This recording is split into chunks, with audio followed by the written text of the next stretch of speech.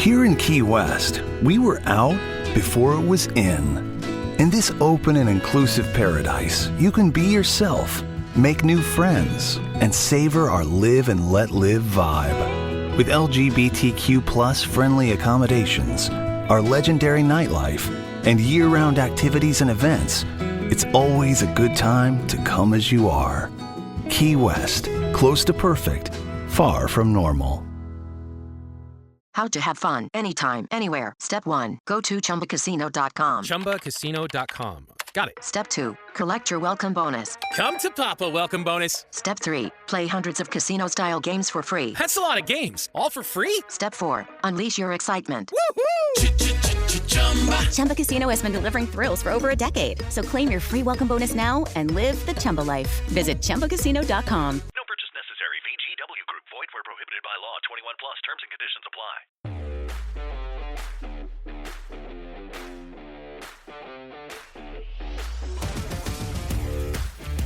I'm a nobody from nowhere that ain't never done nothing. That's what I am.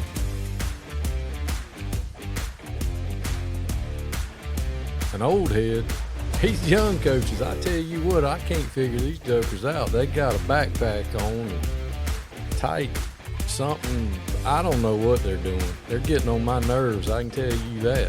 I know what ain't in the backpack. A string and a let me paint that line for you. That ain't in there. That's for sure.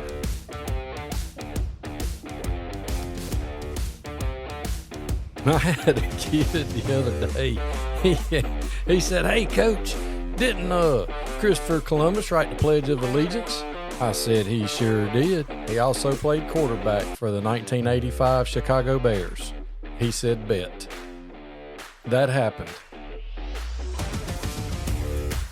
Sun Coaches, Season 6, where coaches come and tell their stories. Some of them are funny.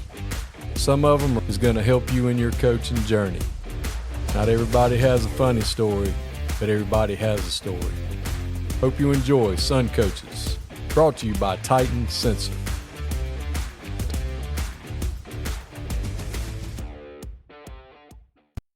Sun Coaches is proud to partner with Titan Sensor for Season 6 and 7. Titan is made in the USA, proudly founded and based in Texas. When you connect with Titan, you are not alone.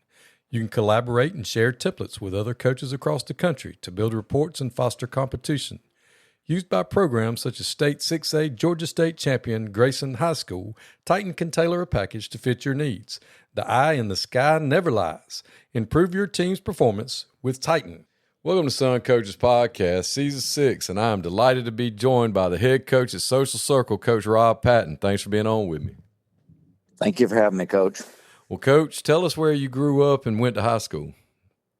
So I grew up in Grayson, Georgia. So, grew up in Grayson High School wasn't opened up until I was in the 8th grade. So I played in the Little League Park over there at South Gwinnett. My whole family, grandparents, parents, brother, all went to South Gwinnett. And then Coach Conn, who was the head coach, got the job at Grayson, was actually my 6th grade teacher, my health and PE teacher in a middle school. So, I was pretty sold on, I'm a South Gwinnett guy. My brother was on the team at that point. He was a junior. I was going to go to South Gwinnett. And then when Coach Conn got that job, I just loved that guy so much. And he'd meant a lot to me as a coach and a teacher. So whenever he got that job at Grayson, then I was districted for Grayson. So I was all on board at that point to be a Grayson Ram. So, played high school ball there for 4 years at Grayson. And then after I graduated college, ended up coming back and started working there. That was my first job. So your first 4 years, like you went there when it opened? Yes, sir. So I was actually in 8th grade the first year it opened, when they played a non-region schedule. And then, I started there that second year Grayson was open was my 9th grade year. Okay, so that's pretty cool. You were there from the very beginning then, more or less. Yeah, ball boy the first year and then playing the second year. So. Oh, that's awesome. So did you play anything other than football? I mean, I did track, but I was never a varsity track athlete. I got you. So you were just doing it to have something else to do, to stay ready for football. Staying ready for football and, track practice was probably easier than off-season football workouts. So. So there was that. There you go. So did you have an opportunity to play college ball anywhere, or did you just go on to go to school? I did not. I just went on to school. I was a very, very average high school football player. So where did you go to college? I went to Georgia College in Milledgeville.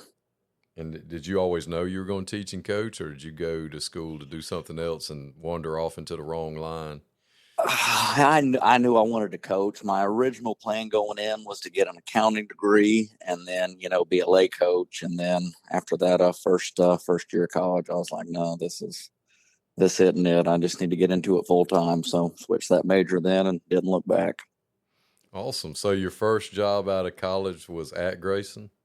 Yes, sir. So I started there in 2010. So Grayson looked a lot different than it did when I was in high school already in that 4-year change. So started out there as basically an assistant to our defensive coordinator at that time, Robert Andrews, and kind of helped him out in the secondary and kind of just tried to learn and soak everything in. And, I was there for the next 8 years. So over those 8 years, what all did you do?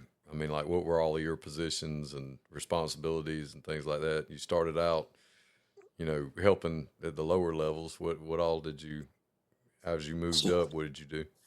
So starting out in 2010, I was really just, our defensive coordinator was the defensive backs coach, and I was just kind of his assistant, helping out with whatever he needed and really just trying to learn. And so, I'd played inside linebacker, but, and I'm thankful that Coach Conn kind of put me there in the secondary so I could learn, the entire defense and how it works that way. So helped out with him that first year in the secondary in 2011. He kind of turned over the corners to me, and that was kind of my position in 11. 2012, did that again, working with the corners. And then 2013, had the whole secondary to myself. And, we had a bit of a down year. I probably really wasn't even ready for it, being completely honest. And then that next year, he brought in Coach Steve Brooks, who's been a mentor to me ever since that first day I met him, and kind of worked with him again with the secondary that following year. And then after that one, Coach Gregory, who was our defensive coordinator at the time, took a head job, and then I became the defensive coordinator in 2015. Awesome. So basically worked your way up the old-fashioned way. Yes, sir. Oh, that's awesome. So your years at Grayson, what was it like coaching at the place where you actually graduated from? Was that like dream come true, what you always wanted to do, or it just, it was different? Or, I mean, was it cool to getting to do that? A lot of people enjoy going back to where they went to high school. I've never done it. I just know that a lot of people, that's what they like to do. I loved it. I got to coach some guys that I played with, little brothers and stuff like that, and some kids that I'd known growing up. But just really getting to work with a lot of the guys that had coached me, and they had put a lot of trust in me early on, since they, knew me from growing up and being young over there. And, I think that really helped fast track me, to get to a coordinator spot pretty fast, just because I'd already, known Coach Conn my entire life. But it was just a great experience getting to work with the guys, that had coached me, and learning from those guys. And we had a lot of great guys on that staff, a lot of guys that have gone on to be, successful head coaches. But no, it was a great experience. So after those 8 years at Grayson, where did you go?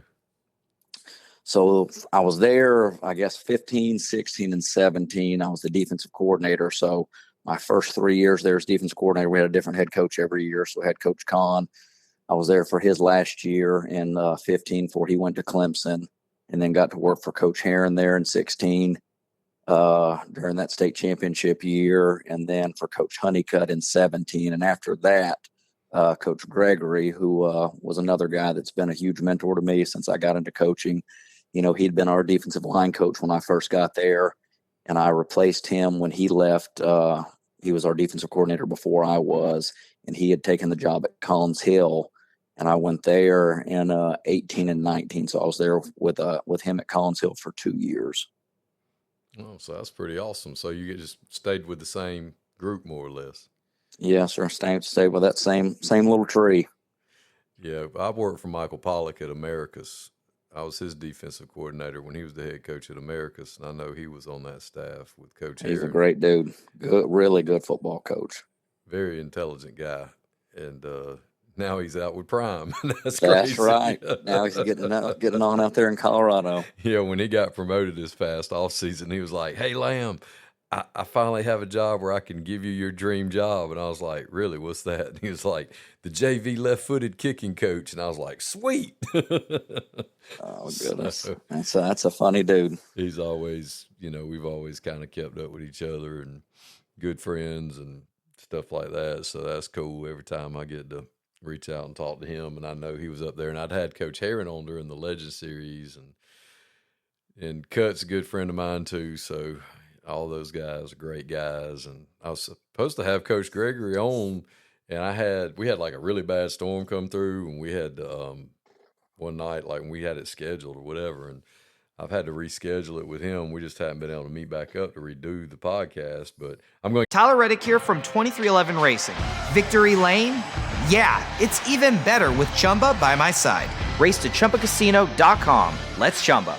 No purchase necessary. VGW Group. Void where prohibited by law. See T&Cs. 21 plus. Sponsored by Chumba Casino. Get him on here because I know he's got a lot of great stories. And oh yeah, he's full of them. But he's a great football coach and a good man. He's going to do a good job at Commerce, so that's going to be fun to watch as well. So after your 2 years at Collins Hill, where did you parlay that into?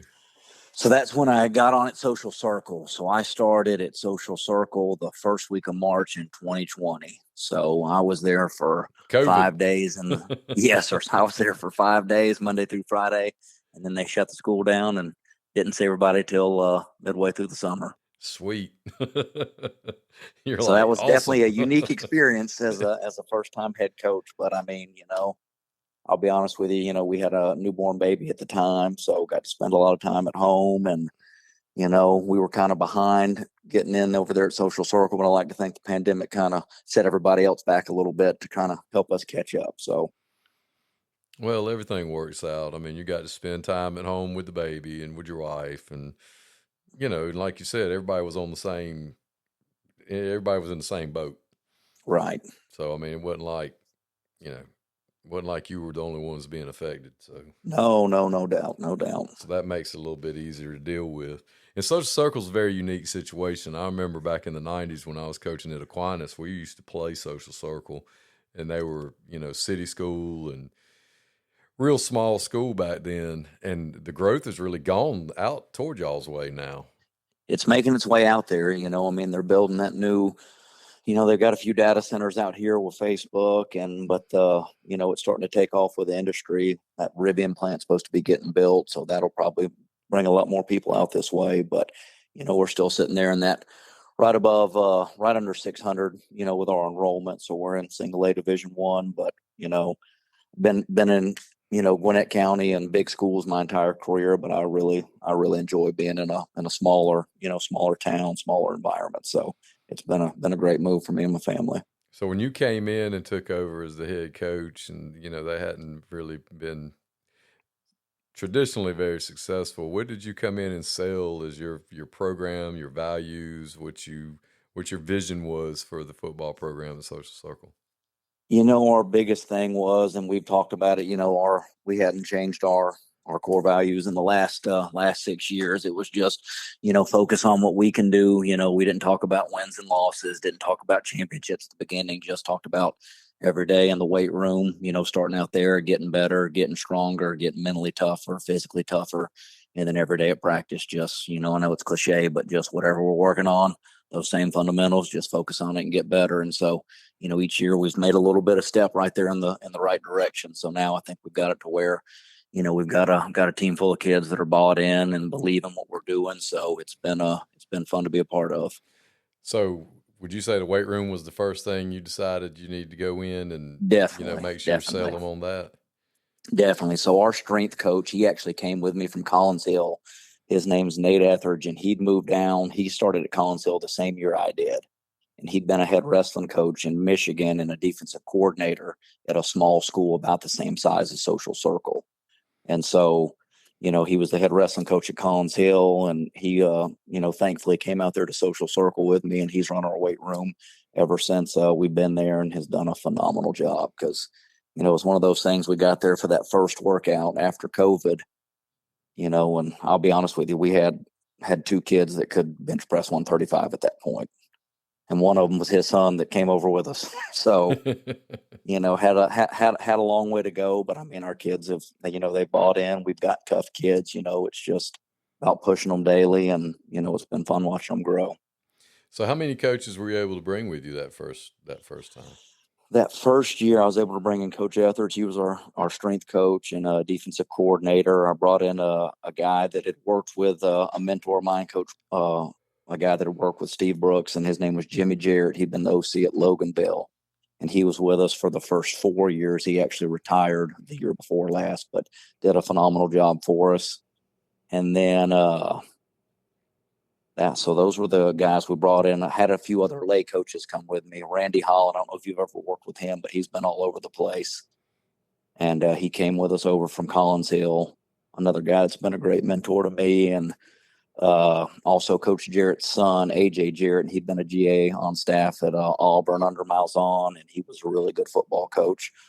Unfortunately, he got out of it. He's making real money now and got out of teaching, but no, we were able to bring in a good staff, and the guys that were already on board, bought into what we were doing, and a lot of those guys are still on staff with us today. So how much different was it after COVID for you to actually have a spring practice and get into a full year of real off season, as opposed to that nonsense that going in, with all the other changes that were going on during that time? I think it made us, just having a full off season just made us a lot more competitive for 4 quarters. I think that first year, and I love those kids and they did a great job, but without that off season and putting in that time and putting in that effort, and putting in that investment, finishing out football games, I think got a lot better as we got the whole thing going. So now you're going into year, 6, 7? Going into year 6 right now. Year 6, and you've had, so that'd be 5 different springs. How have you adjusted the way you do spring, or have you adjusted the way you do spring since the beginning? Definitely have. So, majority of our skill kids, we hadn't gotten back until, so we do spring the last 2 weeks possible, just because our baseball teams had a lot of success. And we've usually, now this year we only had 2 guys that were on the baseball team that were varsity guys. So we didn't lose as much there, but pretty much all of our skill kids run track and a lot of them qualify. So, really focus on fundamentals that first week and focus on the line of scrimmage, because we don't have many of our receivers and running backs and DBs out there, and then just go heavy into it. Now, the spring game's always kind of fickle because it's, the kids get excited for a spring game. It's just tough getting ready for it. But everybody in single A is in that same boat, because everybody's got kids that run track and qualify and, stuff like that. So we have done spring games each year. I think 2 years ago, when our quarterback and our backup quarterback were all baseball players, and I knew we wouldn't have them. We just did an inter squad one of those years. But every other year we've done a spring scrimmage against somebody locally. So, hadn't always had success in our spring scrimmages, but it's still good just for the excitement of getting kids out there, and this practice and somebody else. Yeah, and this practice with uniforms on, really, It is. I mean, it's good for them to have some, they want to hit somebody else, but, it's good for them to do that. And it's good that we have that opportunity to do that now too, because, used to you have to try to manufacture ways to, the red and white game or whatever. Steaks and hot dogs for the winners. Yeah, we're going to bring some soap and we'll let you in for free, or some laundry detergent or whatever it was, to try to get people, excited to come watch an inter-squad game. It's a whole lot easier to get them to bring you some Dawn and some Tide soap powder if you're playing somebody else. No doubt. And we definitely need that. So this year, who did y'all play this year? So we played Commerce this year. Oh, my gosh. So you know Coach Gregory. Yeah. Okay. Yeah, and we actually played him last spring too, whenever he was up at Gordon Central. So, love that guy. Got all the respect in the world for him. And, he definitely helped me to get to where I'm at today. But so we played them, and, it was a tight game. We got a new quarterback, and I want to say third play of the game, we threw a pick 6, and then we gave up a deep ball. So we were down 14-0 just like that. And, fought our way back and tied it up there. right before halftime and gave up another deep ball. So went down 21-7 and ended up finishing up 28-14 at the end of third quarter. And then we, turned off the clock and, played a bunch of ninth graders and rising ninth graders and stuff like that in the fourth quarter. So, it was a learning experience for us. I hate giving up deep balls, but I'd rather do it in a game that doesn't count than a real one. So, well, you hit on something there that I think is real important, especially for younger head coaches out there, is when you're doing OTAs and when you're doing spring games and when you're doing 7-on-7s, is getting with people that you trust and because you trust and them. They're not going to turn it into something it's not. Right. And, the rules are going to be this is what we're doing, this is how we're going to structure it, this is the way we're going to set it up. Because sometimes you get somebody over there that turns into JoJo, that I'm going to win the World Series of spring game, OTA, blah, blah, blah, whatever it is, and then it turns into a mess, and that's not really what it's supposed to be. No doubt. Tyler Reddick here from 2311 Racing. Victory Lane? Yeah, it's even better with Chumba by my side. Race to ChumbaCasino.com. Let's Chumba. No purchase necessary. VGW Group. Void where prohibited by law. See T&Cs. 21 plus. Sponsored by Chumba Casino. And that just doesn't help anybody. In my opinion, if we're out there playing, you want to win, but what are you really out there trying to do? So that's awesome that you have that relationship with Coach Gregory where y'all can get together and, somebody you trust and somebody is going to respect the parameters that y'all set forth for your scrimmages and things like that. Do you try to do the same thing with OTAs that you choose to go to and things like that? Yes, sir. So we've hosted one in June ever since I've been there. And so, we bring up Walnut Groves come every year, and that's Coach Andrews, who was the first DC, that guy that I worked under at Grayson. And, that guy put so many hours into training me, that whole first summer. I didn't play college football. I was stepping into a program I had no business coaching in yet, but, met with me for a couple hours every day in June and July after every workout and kind of taught me the defense. So those guys, they've come over every year. East Side's come over. They're down the road from us, and Coach Cawthon does a great job. And, I didn't know him until we started doing the OTAs, but I know a lot of guys that have worked for him, and he's a great guy, does a good job, and they've got a really talented football team. So, when we go against them that first morning period in June, we can tell our guys, it don't matter if, we make it to a state championship. We're not going to see a team as talented and as big and as fast as this all year. So buckle up and get ready. Yeah, especially when you're a smaller school and you're going against guys that like that, it's good to let them be exposed to that kind of, especially depth, because it is, at our level, it's just, that's the biggest thing.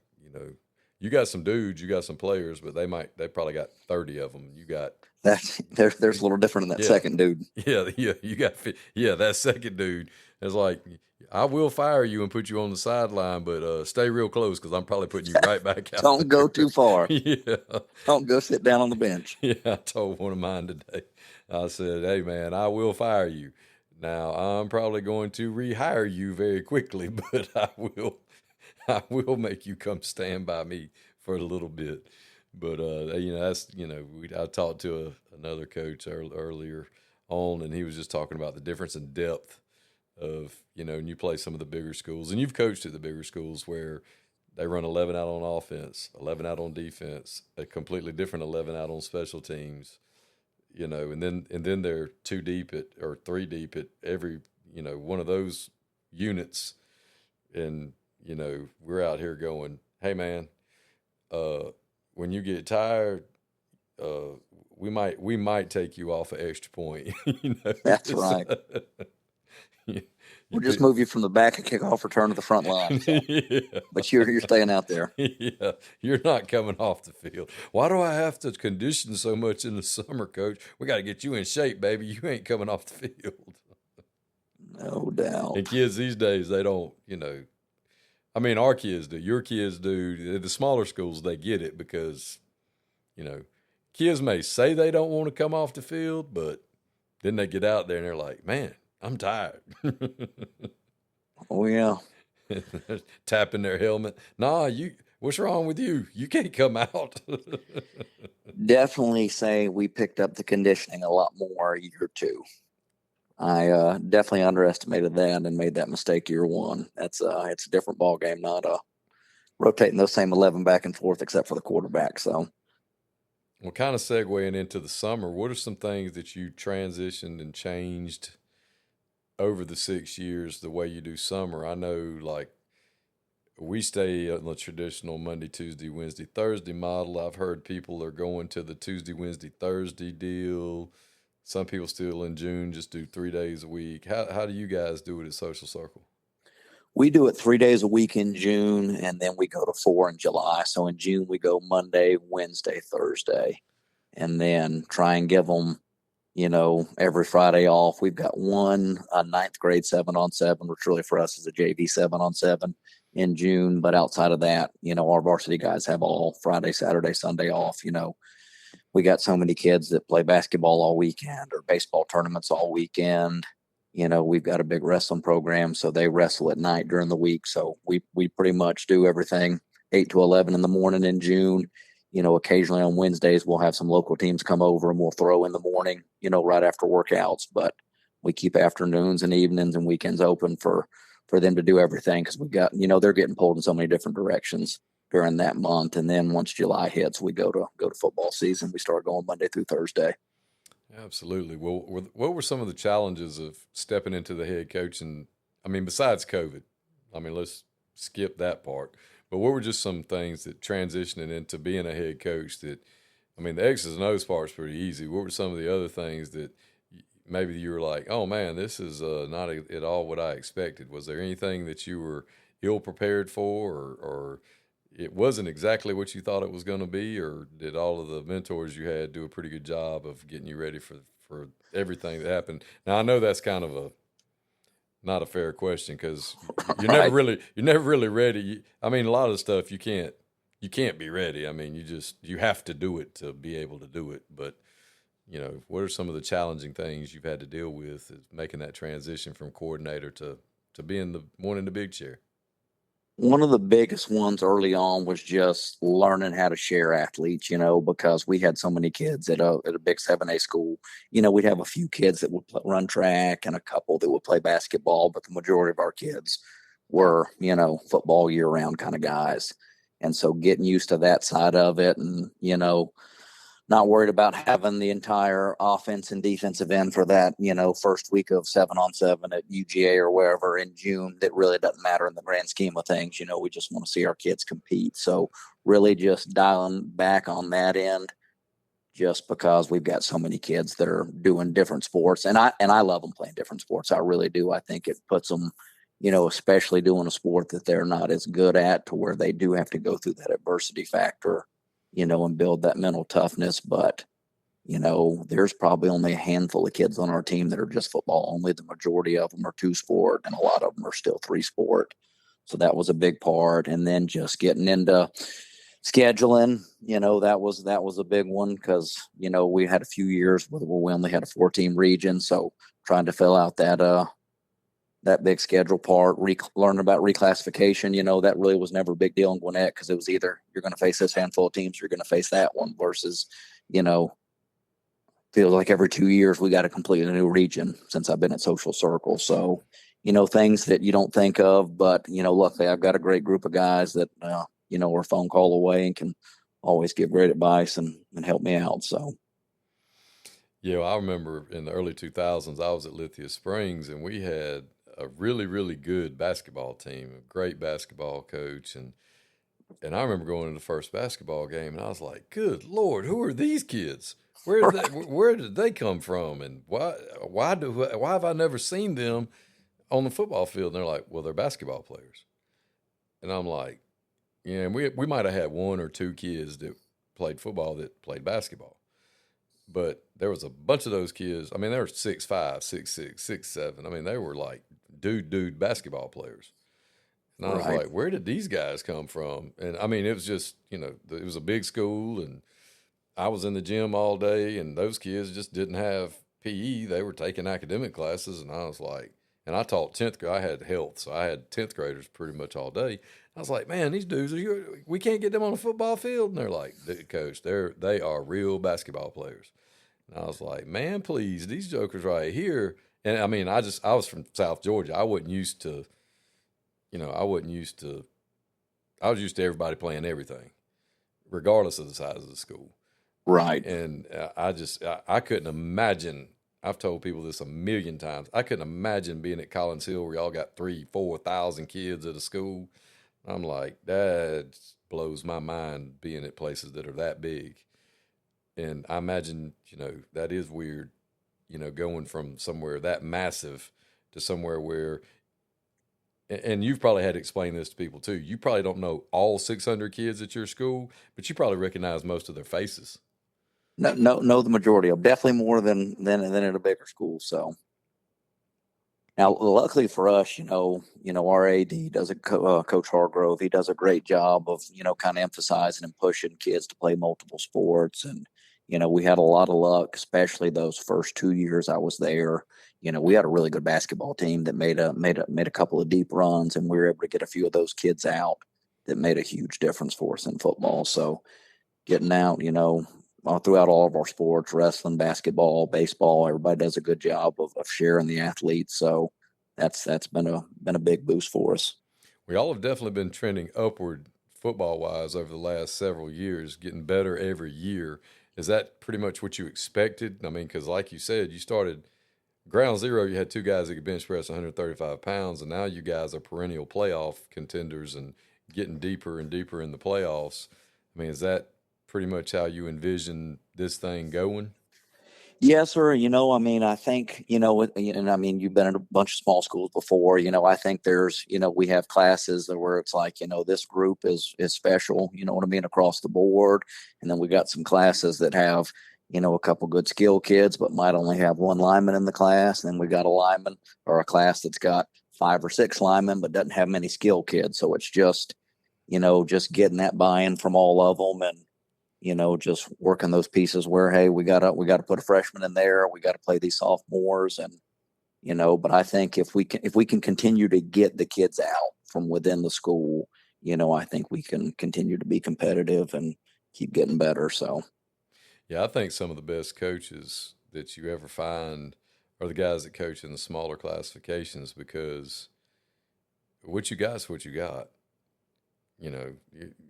Coach, he can't play there. Well, I got bad news for you, Jack. He's got to. He's got to because that's who we got. So we've got to figure out how to coach him up and get him to where he can play and put him in a position where he can be successful. So, right. It might not be asking him to down block, the defensive end. We may have to put him somewhere else, but we've got to find somewhere for him to get. He's going to be on the field. Yeah, he's going to be out there. On the field. So we got to find something for him to do. And that's not saying that there aren't great coaches at every classification, but you've coached at the biggest of the big and now the smallest of the small. And I think you can attest to that when you're at the smallest of the small, you got to get a little bit creative with how you do things. Oh, definitely.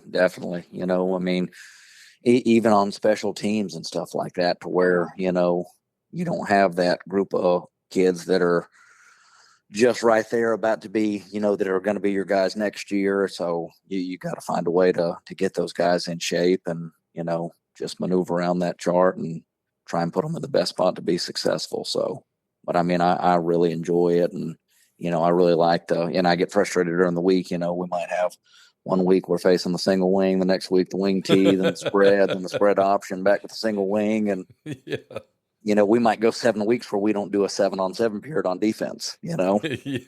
Then come out in the playoffs and, they're going to be an empty all game. Yeah. Running quick screen. So get ready. And then you're always watching college football on Saturday and you watch somebody run something crazy and you're like, yeah, we're going to see that next week. Here it comes. Because that's definitely happening in the lower classifications. Here it comes. Absolutely. They're probably going to change their whole offense to that this week. And it happens, and people think we're making the stuff up, and we're like, no, that's a thing.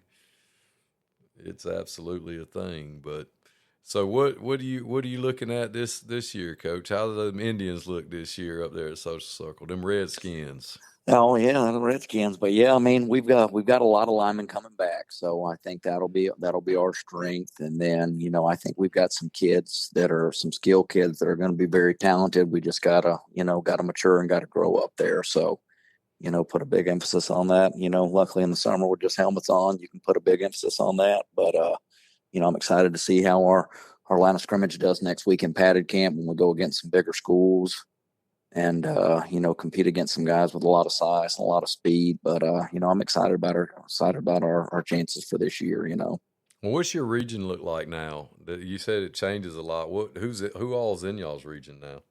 So right now it's us and then Lamar County, Putnam County, Monticello, McNair, Towers, and Utopian Academy. Yeah, because y'all are all right there near each other. Good Lord. It's like the GHSA doesn't own a map. I mean, there is Social Circle really, and Lamar County ain't nowhere near each other. It's really not too bad. I mean, it's about an hour and 5 to 10 minutes. It's not crazy. But it's either that or get thrown in with North Georgia, where it might be an hour and 45-minute drive. So there's just not that many single A schools that close by us. Yeah, that's true, I guess. Because they could kick you down to like Hancock and Warren and GMC and Warren's in Division II, so we're in that single A Division I. So okay. Back my first couple of years, we were in there with Green and who was it? Green and Lincoln County, Washington Wilkes and Commerce. But now, since they did that reclassification, our region's a good mix. It's there haven't been many blowouts in our region. Everybody's very competitive with each other. A lot of close ball games. So, well, another thing too is you got a bunch of good dudes coaching at those schools. I mean, Ashley Henderson's a great dude.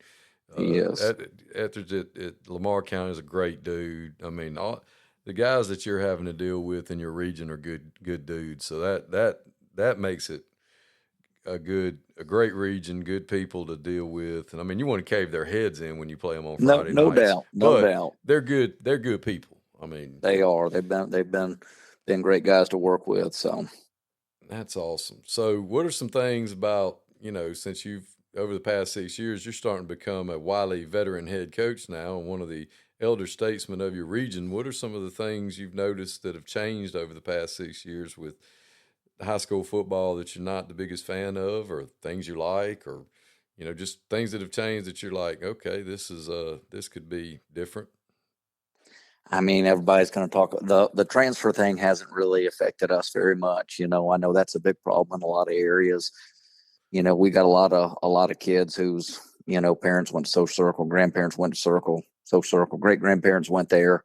So we've got a community, and now it makes for a great atmosphere on Friday nights because that's one thing about Social Circle. It doesn't matter if it's a football game on a Friday night or a middle school game on a Wednesday or a middle school girls soccer game. The people are pretty much going to be there. There's not a whole lot going on in town, so it makes for a good atmosphere there. But as far as I think the biggest thing would be the transfer stuff, just as far as elsewhere in the state. I know that's a major issue with a lot of people. Yeah, I know that atmosphere over there is great. Like I said, when I coached at Aquinas, we played back in the late 90s. We would play Social Circle, and the stands would be packed. And it was when Coach Reeves was the head coach over there. Old Coach Reeves, not young Coach Reeves. And he was on staff with us for a couple of years.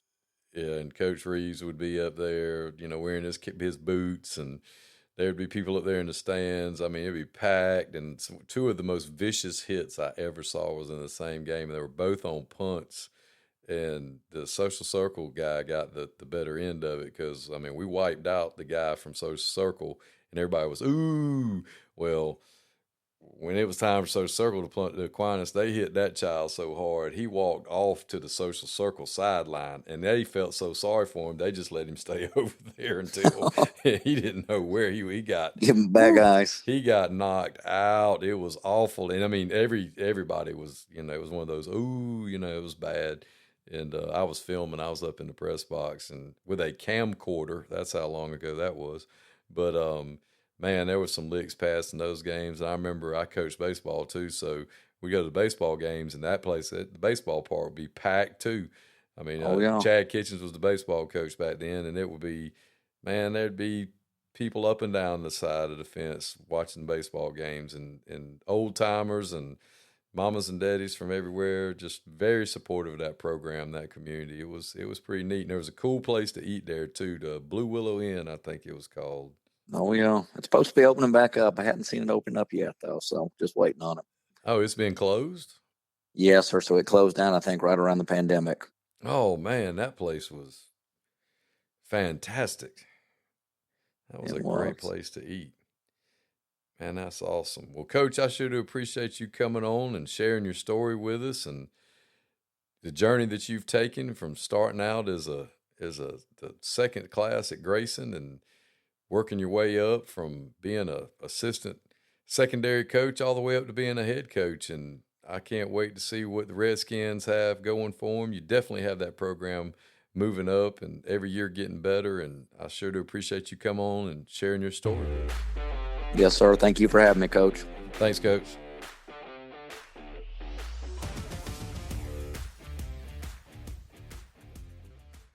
Tyler Reddick here from 2311 Racing. Another checkered flag for the books. Time to celebrate with Chumba. Jump in at ChumbaCasino.com. Let's Chumba. No purchase necessary. VGW Group. Void where prohibited by law. See T&Cs. 21 plus. Sponsored by Chumba Casino. When you manage procurement for multiple facilities, every order matters. But when it's for a hospital system, they matter even more. Grainger gets it and knows there's no time for managing multiple suppliers and no room for shipping delays. That's why Grainger offers millions of products in fast, dependable delivery, so you can keep your facility stocked, safe, and running smoothly. Call 1-800-GRAINGER, click Grainger.com, or just stop by. Grainger, for the ones who get it done.